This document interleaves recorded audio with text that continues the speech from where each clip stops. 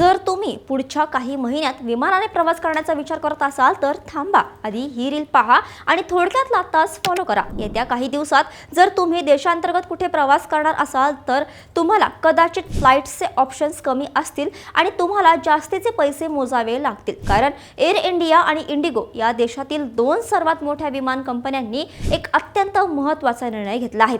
या दोनही आघाडीच्या कंपन्यांनी पुढील 3 महिन्यांसाठी देशांतर्गत विमानांच्या उड्डाणांमध्ये म्हणजेच डोमेस्टिक फ्लाइट्समध्ये मोठी कपात करण्याचा निर्णय घेतला आहे।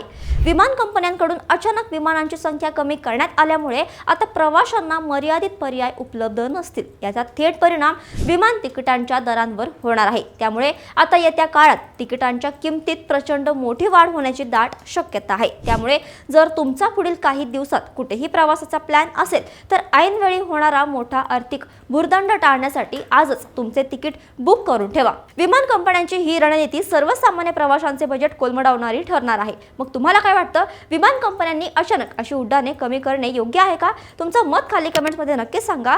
जर तुम्ही तुमच्या मित्रमैत्रिणींसोबत प्लॅन करण्याचा विचार केला असेल तर त्यांना ही रील आत्ताच शेअर करा आणि अशाच घडामोडींसाठी थोडक्यातला फॉलो आणि सबस्क्राईब करायला विसरू नका। बातमी म्हणजे थोडक्यात।